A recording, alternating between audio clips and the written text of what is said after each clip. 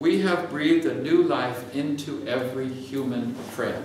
Does he say he breathed a new life into the Baha'is? Who is every human friend? Every single person in Singapore. Every single person on the planet.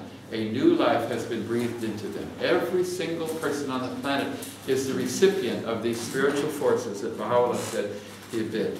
He said that the revelation he gave, every single word, in fact, every single letter of every word, has such power. Let me read this. He says, every single letter proceeding from our mouth is endowed with such regenerative power as to enable it to bring into existence a new creation. Okay, how much power would you need to bring into existence a whole new creation? Is it even, you were talking yesterday about the Big Bang, and the science thinks that maybe all of creation came from a dot. Baha'u'llah says that one letter of his word has that power. So, Big Bang, big deal. Baha'u'llah can do that with every letter. Okay? Every single letter, he says, endowed with such regenerative power as to bring into existence a new creation, the creation, a magnitude of which is inscrutable to all save God. Baha'u'llah says, it is in our power, should we wish it, to enable a speck of floating dust to generate in less than the twinkling of an eye suns of infinite, unimaginable splendor. Okay, how many can imagine a speck of dust? Floating dust. Okay, he says, we have the power to take that speck of floating dust and turn it into suns. Suns of infinite, unimaginable splendor. He says, to cause a dewdrop to develop into vast and numberless oceans, to infuse into every single letter such a force as to empower it to unfold all the knowledge of past and future ages. How many of you would like all the knowledge of past and future ages? And it's in one letter.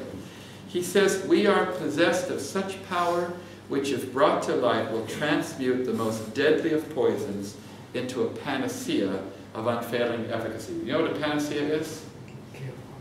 A panacea is a medicine that can cure everything. There really isn't a panacea, as far as I know. But panacea means a medicine that just cures everything. He says, we can take deadly poisons and turn it to panacea.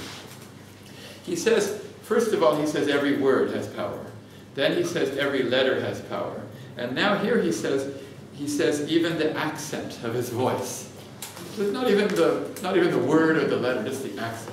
He says, within the throat of this youth, there lie accents, which, if revealed to mankind to the extent smaller than a needle's eye, would suffice to cause every mountain to crumble, the leaves of the trees to be discolored, and their fruits to fall, would compel every head to bow down in worship and every face to turn in adoration towards the omnipotent ruler.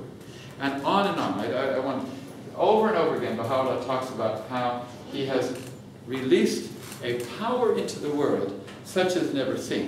Now, why do I go on to this so much? Shoghi Effendi quoted all of these in a book called The Dispensation of Baha'u'llah.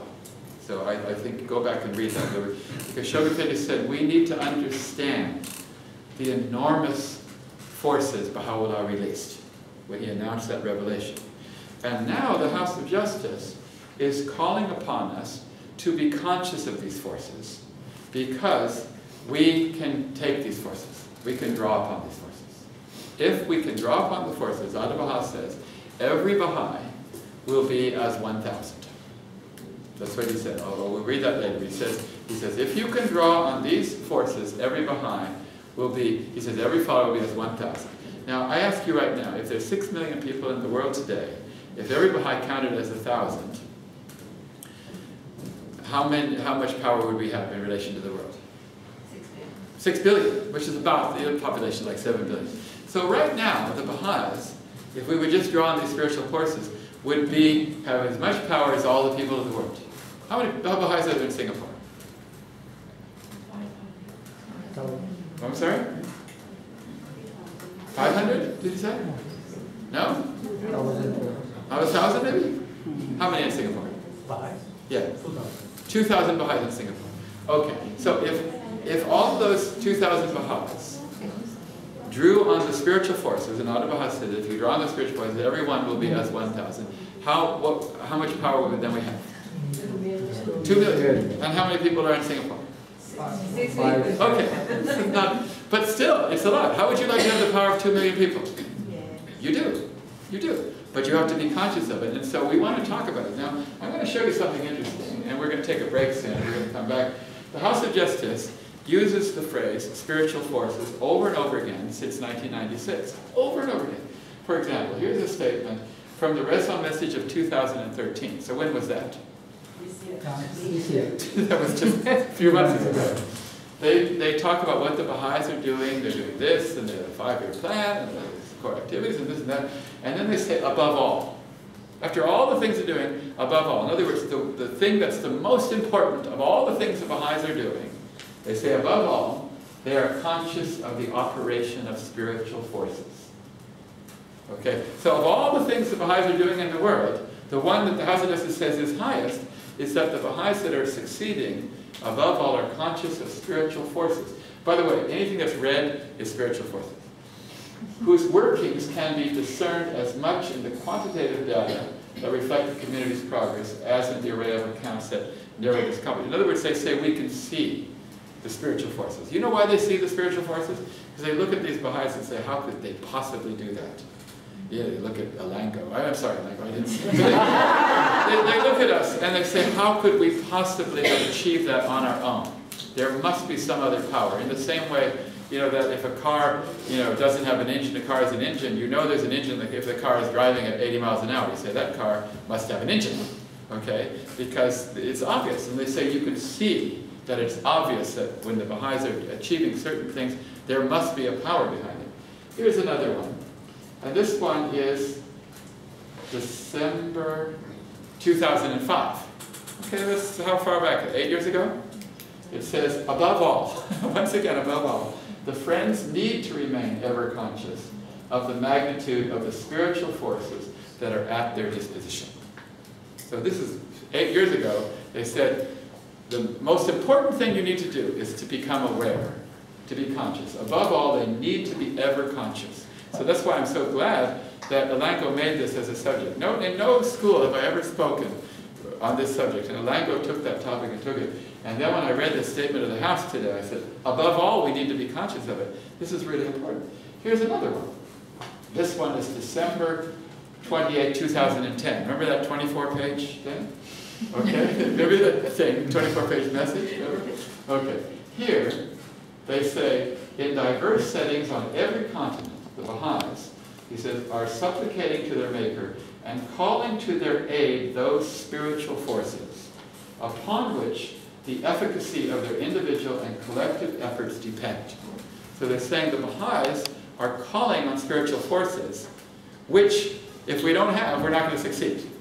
It's kind of like, you know, you've got to plug something in before it will work. How many of you have devices that you have to plug in? Okay. If it's not plugged in, does it work? Okay. So the success or efficacy of that is dependent on plugging it in. They're saying the same thing. Here's another one. This one is also December 28, but a different paragraph. He says, the abundant experience which has since accrued enables the believers now to conceive of the movement of a population propelled by mounting spiritual forces in terms of a rich continuum. Here's another one. Here's another one. You see that there are more and more. This one was it's all over and over again. Spiritual forces, conscious of spiritual forces, over and over, and that was in January 2011. So we need to realize that there is a force in the world that Baha'u'llah released that is greater than any force you could possibly imagine, and somehow we can draw upon it. So in the second half of this program, I want to see if we can understand what those forces are and how we can draw upon them, how we can use them to transform the world, because we are the agents of this spiritual force into the world. So we'll take a 15-minute break and we'll come back. Thank you.